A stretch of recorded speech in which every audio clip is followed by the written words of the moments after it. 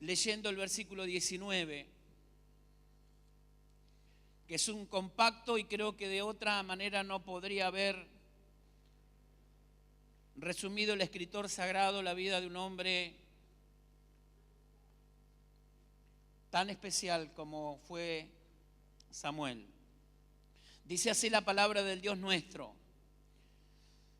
y Samuel creció y Jehová estaba con él y no dejó caer a tierra ninguna de sus palabras. Lo leemos nuevamente. Y Samuel creció y Jehová estaba con él y no dejó caer a tierra ninguna de sus palabras. Es inevitable poder considerar el llamamiento de Samuel sin resumir el libro anterior, que consta de unos 300 años, un periodo de 300 años, y me refiero al periodo de los jueces, que dentro de ese margen también incluye un libro anterior que es el libro de Ruth. Y fue un periodo, hermanos, muy triste del pueblo de Dios por lo siguiente, porque después de la muerte de Josué y de todos aquellos viejos gladiadores que habían visto la mano poderosa de Dios de una manera maravillosa sobre este pueblo, habían muertos. Y se levantó una generación que dice que no conocía a Dios ni a sus obras. Fue el punto inicial para un periodo tan oscuro de 300 años, de una generación que se había levantado sin tener una experiencia personal con Dios. Y podríamos llamar a esto un tipo de orfandad que es el peor de las peores orfandades que alguien puede sufrir: la orfandad de Dios. David decía sobre algo tan caro y tan necesario como todos nosotros lo hemos comprobado, de tener padre y madre. Él decía: aunque mi padre y mi madre me dejaren, con todo el Señor me recogerá. Se pueden vivir sin muchas cosas en esta vida, nos pueden faltar tantas otras, pero no podemos vivir sin Dios. Y esta generación vivió sin Dios. Aunque tenía un conocimiento intelectual de Dios, tenía un conocimiento de los ritos y de las ceremonias, pero sin embargo su corazón y su vida práctica no era la que Dios esperaba de ellos. Dios los había introducido a la tierra prometida, a una tierra de bendición, pero la tierra no garantizaba el bienestar de sus vidas, sino que el bienestar estaba condicionada a la obediencia de la palabra del Señor y a los mandamientos del Señor. Israel vivía rodeado de naciones, los cuales esta generación estaba vislumbrada por los dioses, por las prácticas, por la cultura y la costumbre de los cananeos. Esto hizo que su corazón se arrastrara y se alejara de Dios. Y tristemente resume este periodo de 300 años diciéndonos: y no había rey en Israel, y cada uno hacía lo que bien le parecía. No hubo alguien que se levantara y que tuviera la dirección espiritual ni el liderazgo como para apuntar hacia Dios y decir: hacia Él tenemos que volvernos. No hubo alguien que pudiera ponerse de pie después de la muerte de Josué y poder volverse al Dios vivo, a una relación profunda, a este Dios que había sido tan generoso y tan misericordioso con este pueblo. Sin duda, la historia se repite y una y otra vez. Siempre que una generación se aparta de Dios, las consecuencias son terribles. No podemos esperar otra cosa de aquellos que le dan la espalda a Dios. Y el libro de Samuel nos muestra una era y un tiempo donde Dios interviene en la historia, porque Él es el Dios de la historia. Y vemos el llamamiento de Samuel, que está rodeado de milagro, como fue su nacimiento, por una intervención divina, ya que su madre era estéril, y en gratitud a Dios, lo ofreció a Dios para el servicio exclusivo en su casa. Pero no fue solamente el milagro de haber nacido de una matriz estéril, sino que el llamamiento en sí de Samuel está rodeado de una connotación sobrenatural, como lo es todo llamado de parte de Dios, ayer, hoy y lo seguirá siendo siempre. Porque entendemos que el llamado de Dios para nuestras vidas siempre es una iniciativa de su parte. Dios es el que llama, Dios es el que convoca, Dios es el que invita, Dios es el que nos comisiona, Dios es el que nos empodera, Dios es el que nos sostiene en este llamamiento. No deja de ser algo sobrenatural también que está sobre nuestras vidas, el hecho que en esta mañana nosotros hemos sido convocados por el Señor y cada uno de nosotros tenemos un propósito, hermanos, para cumplir. Cada uno desde nuestro lugar, desde nuestro rol, desde nuestra profesión, de nuestros talentos, de nuestras capacidades. La intencionalidad de Dios siempre es bendecir a la sociedad. Y en medio de esta situación, donde nos resume la palabra de Dios diciendo que no había con frecuencia visión de Dios y la palabra de Dios escaseaba en medio de una generación que andaba a tientas y oscuras por ignorar los principios y los valores que Dios había establecido en su palabra. Encontró un corazón, encontró a alguien que, resumido en este versículo, dice: no dejó caer ninguna de sus palabras a tierra. Y esto lo podemos relacionar con la parábola del sembrador. Quiere decir que Samuel tenía un corazón tan receptivo, que su corazón se había convertido en una tierra cultivable y en buena tierra, cuya palabra, similar a la semilla, había sido depositada y ésta germinó y dio fruto. Porque en sus 3 ministerios Samuel fue un varón destacado como juez de Israel, como sacerdote del pueblo y también como profeta de Dios. La palabra de Dios marcó la diferencia en su vida y en medio de una generación que estaba extraviada y huérfana espiritualmente. Y si hay algo que necesitamos en este tiempo, hermanos, créame que indudablemente es apoyarnos y sostenernos en la palabra del Señor. Por lo que vivimos y por lo que está a punto de venir en nuestra sociedad, necesitamos indiscutiblemente volver a los principios y a los valores de la palabra de Dios. ¿Por qué, pastor?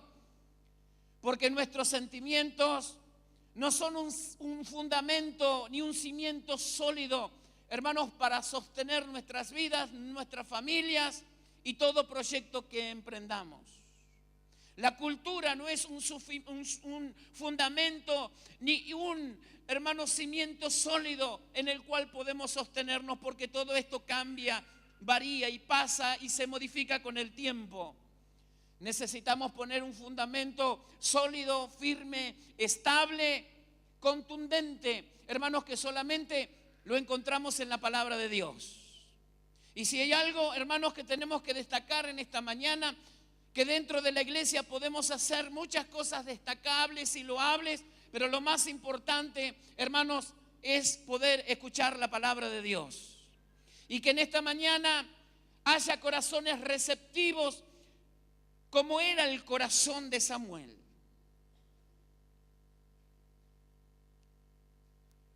Porque el sembrador puede ser cualquiera.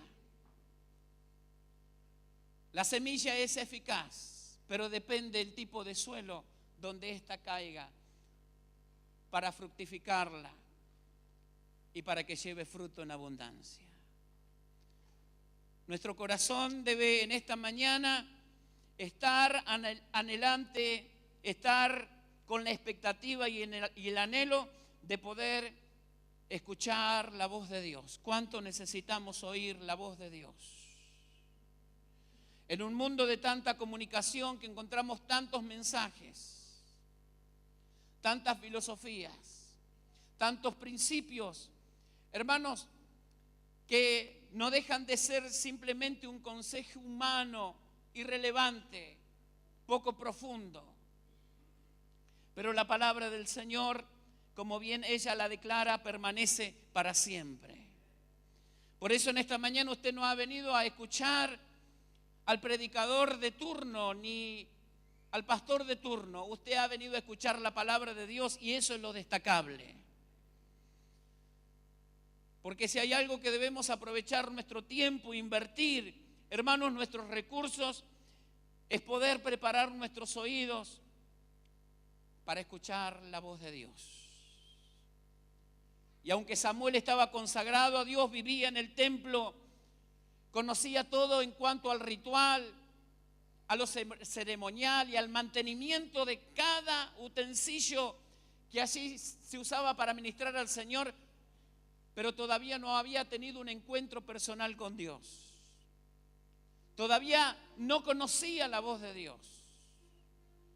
Todavía no había tenido ese encuentro que transformara y que cambiara toda su vida para siempre. Es que lo ceremonial, lo ritual, lo externo, muchas veces no puede producir ni tampoco, hermanos, formar en nosotros esa relación profunda que Dios quiere llevarnos a tener. Míreme acá, a través de su palabra. Eso es algo irreemplazable, hermanos. Y en este tiempo lo necesitamos más que nunca. ¿Por qué, pastor? La Biblia nos declara que se amontonarán maestros conforme a su propia concupiscencia y apartarán el oído de la verdad a muchos. A muchos. Necesitamos un cimiento mucho más fuerte, hermanos, que nuestra propia prudencia y nuestra propia consideración, y que vaya más allá de lo que sentimos, como es el eslogan del tiempo y la era que estamos viviendo. No podemos guiarnos por nuestros sentimientos. Nuestros sentimientos no fallan, son variables. Pero lo único que permanece para siempre es la palabra de Dios. Y no debemos enseñar otra cosa sino que la palabra de Dios. Amados, ruego que en esta iglesia se enseñe la palabra de Dios como está escrita. Les aconsejo por nuestro bien que se enseñe, hermanos, la palabra de Dios como Dios la dejó escrita. ¿Por qué digo esto? Porque hoy está de moda, hermanos, decir lo que yo quiera y adornarlo con una píldora de un versículo como para darle un contexto espiritual. Pero no es mi opinión la que vale, no es mi opinión, no es mi sugerencia, no es mi cosmovisión, es lo que la Biblia dice. Y esa es infalible. Yo soy falible, pero la palabra de Dios no falla. Samuel fue un corazón, hermanos, cuya palabra no solamente se sembró, sino que se arraigó. Y Samuel tuvo, hermanos, la sabiduría de llevarla a la práctica y a la obra. Su ministerio de enseñanza no solamente consistía en el conocimiento que tenía, sino en la praxis. Porque lo que sabía lo practicaba. Y no hay mejor, hermanos, escuela que lo que sepamos, lo practiquemos. Estamos en la era del conocimiento, ¿sí? ¿Estamos de acuerdo? Los que tienen mi edad o más nos decían en aquel tiempo, termina el 7º grado porque si no, no vas a hacer nada. Después pasó los tiempos y dijo, no, por lo menos el secundario. Después, ¿qué pasa? No, hay que hacer una carrera universitaria. Ahora, ¿qué pasa? No, hay que hacer un posgrado. Y a ese posgrado muchas veces hay que agregarle adicionalmente hermanos, otros cursos para reforzar el conocimiento, porque estamos en la era del conocimiento. Domingos atrás salió en el diario La Nación el siguiente título: ¿qué le está pasando, doctor? Paradójicamente, un doctor que en cuarto o quinto año estudia una materia llamada, hermanos, infecciones pulmonares. Los médicos son los que más fuman. Dígame usted si el médico no tiene conocimiento lo que el tabaco puede producir en sus pulmones. ¿Tiene conocimiento o no? Una cosa es el conocimiento y otra cosa es cómo yo aplico ese conocimiento en mi vida. Las estadísticas dicen que en los Estados Unidos, hermanos, la obesidad entre los niños y los jóvenes es una cuestión creciente año a año. Y dígame si Estados Unidos no es el país donde más instrucción, más conocimiento y más educación se da sobre la nutrición, pero sin embargo, entre el conocimiento y la praxis, entre el dicho y el hecho, hay un largo trecho. Yo digo en esta mañana, mis amados, que si pusiéramos por obra simplemente el 5% de todo lo que nosotros conocemos, wow, sería diferente mi vida, sería diferente tu vida, tu familia, sería diferente nuestra iglesia. Por lo tanto, lo que nos falta no es más conocimiento, sino empezar a practicar lo que ya sabemos. Porque dice el Señor: ¿a quién compararé? Al hombre que oyendo mi palabra, sino a aquel que la hace. Y los tiempos que vienen, hermanos, no nos podemos arriesgar a construir nuestra casa sobre la arena. Necesitamos un cimiento sólido, estable, permanente. Porque los vientos de la vida, las situaciones, las pruebas, las luchas, las adversidades, las filosofías, las incertidumbres, hermanos, muchas veces golpean contra nuestra casa. Pero si estamos parados en la palabra, como dice Pedro, porque haciendo estas cosas no caeréis jamás. ¿Y sabe lo único que nos garantiza no caer jamás? La palabra de Dios. No hay otra cosa en este mundo que nos garantice el bienestar, la continuidad y el estar en pie, simplemente la palabra de Dios. ¿Cómo estamos con nuestra praxis? ¿Bien? Es una pregunta que tenemos que respondernos en esta mañana, que yo me la hago primeramente a mí. ¿Todo lo que sabemos lo practicamos? ¿Todo lo que conocemos lo llevamos a la obra? Samuel vivía en el templo, pero sin embargo no conocía la voz de Dios. ¿Cómo se conoce la voz de Dios? ¿Alguien me puede decir en esta mañana? ¿Cómo conozco la voz de Dios?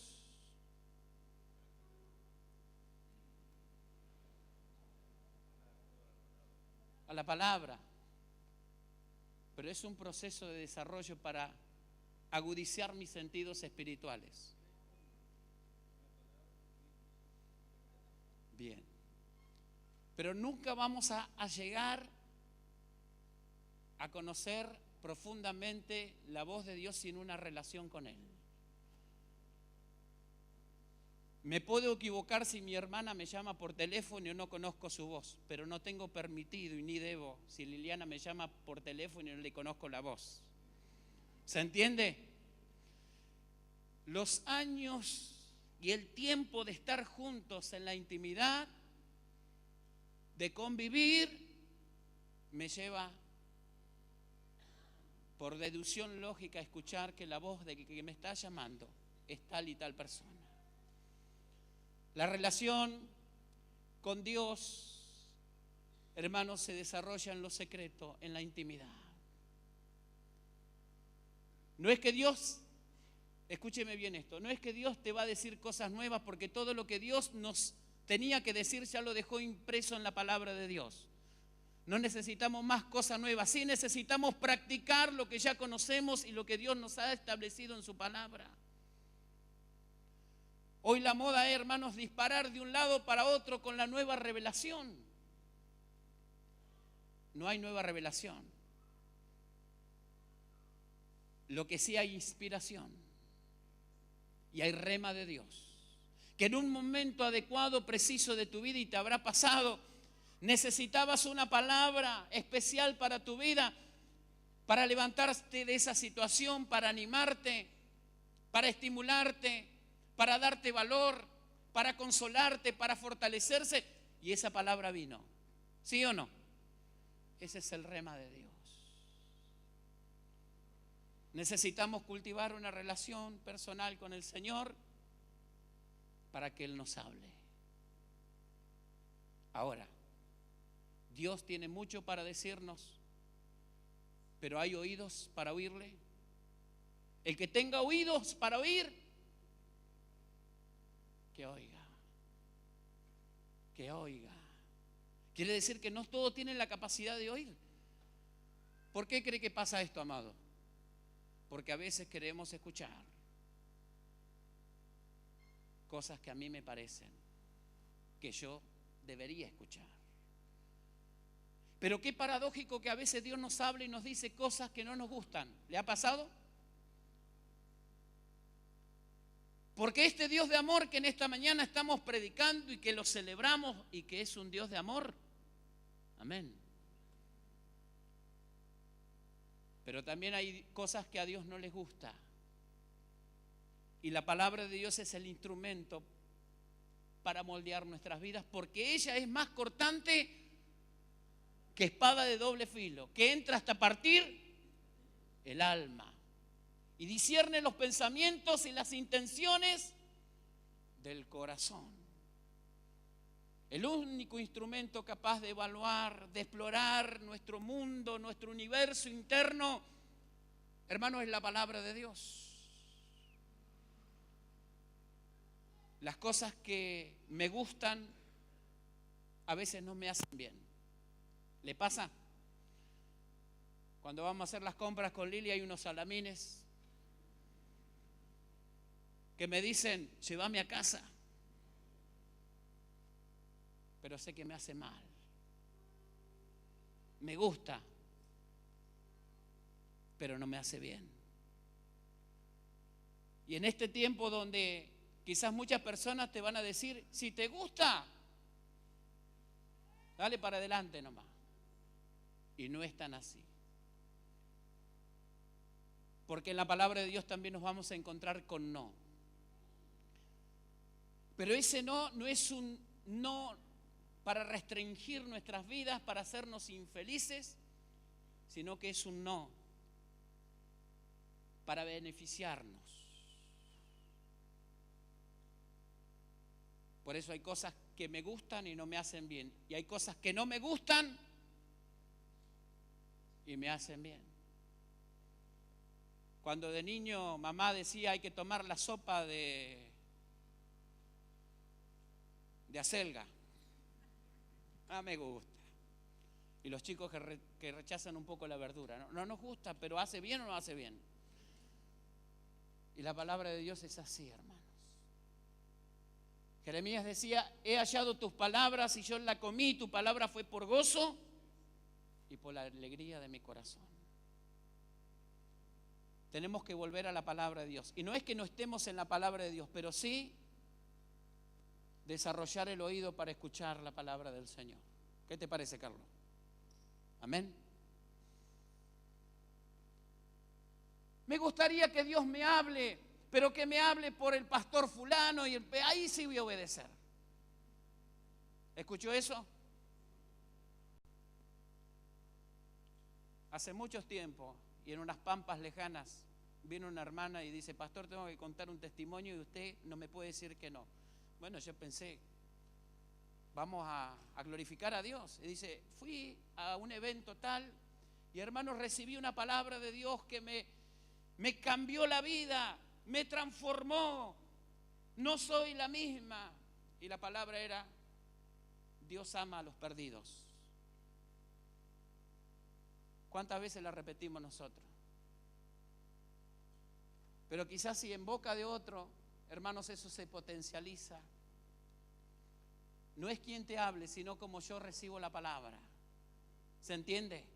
Si tengo un corazón receptivo, si tengo un corazón anhelante de escuchar la palabra de Dios, no importa si sea Juan José, si sea Miguel, quien sea, la palabra de Dios tiene que hacer su efecto en tu corazón.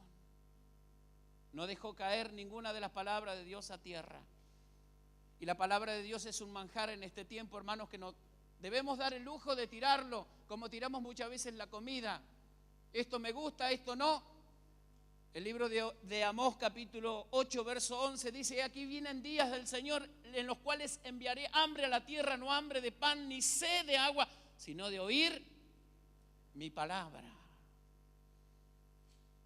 Y lo que nos da vida es la palabra.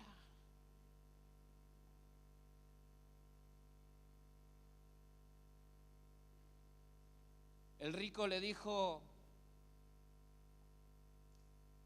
a Abraham: manda a Lázaro a hablarle a mis hermanos, porque tengo 5 hermanos en la tierra, porque no quiero que vengan a este lugar. Y le dijo: a Moisés tienen y a sus profetas. A ellos, óigalo. Y le dijo algo muy interesante: porque si aún se levantare uno entre los muertos, no serán persuadidos. Quiere decir que no es cuestión, hermanos, que aunque un muerto se levante y nos hable, si no hay una actitud receptiva en nuestro corazón, la palabra de Dios no hace efecto. ¿Por qué necesitamos ser como Samuel en este tiempo? Por los tiempos que vivimos, amados. Necesitamos la palabra de Dios como ancla segura de nuestra vida en medio de las tormentas. Si hay algo que se te va a sostener en la vida, es esa palabra.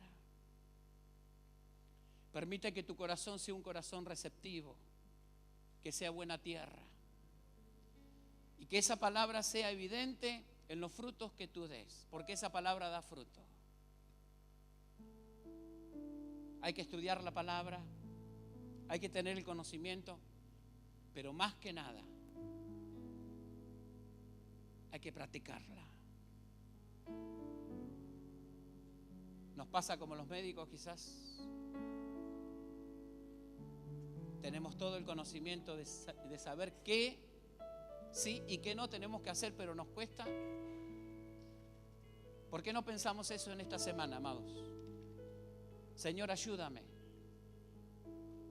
a llevar en práctica tu palabra. Y la semilla de la palabra solamente germina y da fruto cuando se siembra. Si la palabra no se siembra, si cae en el camino, cae en pedregal, cae entre los espinos, no produce fruto. Pero si cae en buena tierra, en un corazón receptivo que la practica, hermanos, yo sí le puedo garantizar que esa palabra va a prosperar y va a bendecir tu vida.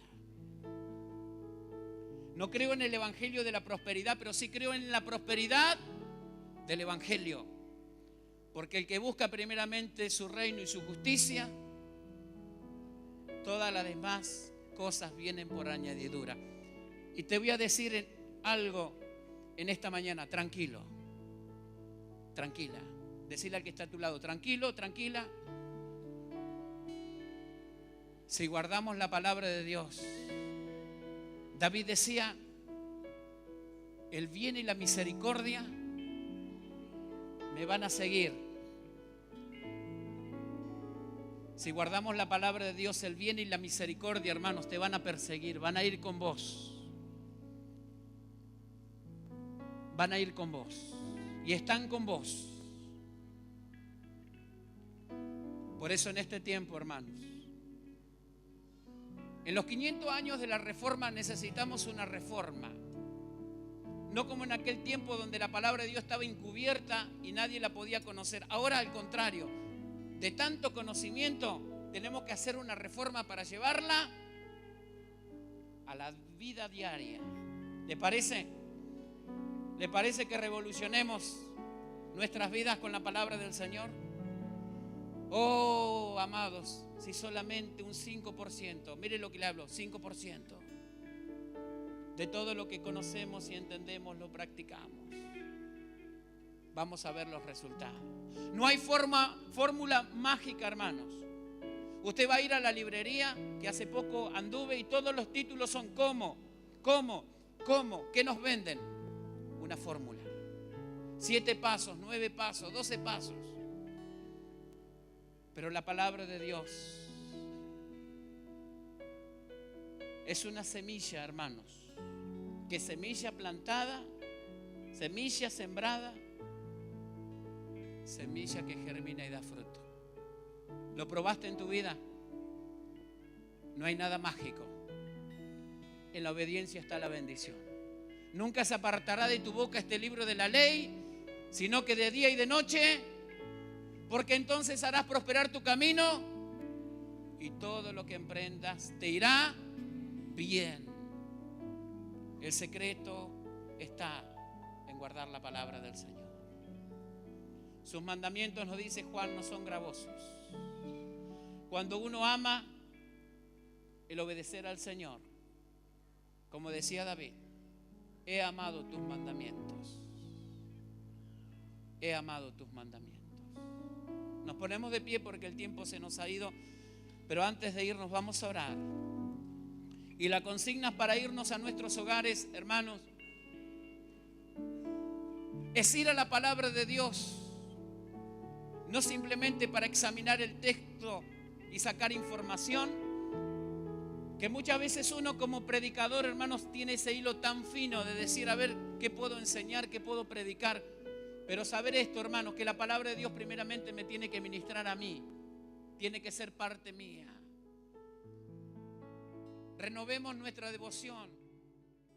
Tu devoción a la mañana con el Señor